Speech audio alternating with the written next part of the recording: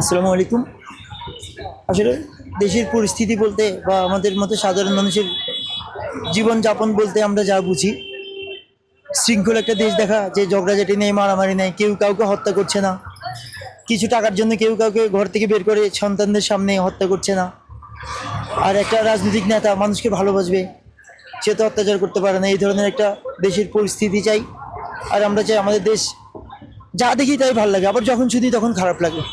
যে কোনো ব্যক্তি বা যে কোনো বড় ব্যক্তিবর্গদের অনেক সুনাম, একটা সময় দেখেছি সবাই লিক আউট। তো এই যে পরিস্থিতি, এখন আমি কতটা ভালো কতটা খারাপ আমি নিজেও বলতে পারছি না। এটা জাস্ট আপনাদের মতো একটা মিডিয়ার মাধ্যমে আমরা যেটা প্রকাশ পাই বা যেটা আমরা সাধারণ মানুষরা বুঝতে পারি আর কি। তো আসলে এতদূর আগাতে যাচ্ছি না, বা আমি অনেক এনফ বলে ফেলেছি। তো আমি চাই আমরা একটা সুন্দর দেশ দেখব। কেমন নির্বাচন চান? আমি চাই নিরপেক্ষ নির্বাচন, যে নির্বাচনে সবাই নিজের স্বাধীনভাবে ভোট দিতে পারবে। সেটার জন্য কি দেশ প্রস্তুত বা রাজনৈতিক পরিস্থিতি কি প্রস্তুত? আসলে তো মুখোমুখি তো সবার থেকে সবাই ভালো লাগে। আসলে আপনার কাজের পর তো সেটা উপলব্ধি করবো যে এটাই ভাইয়া। ঠিক আছে।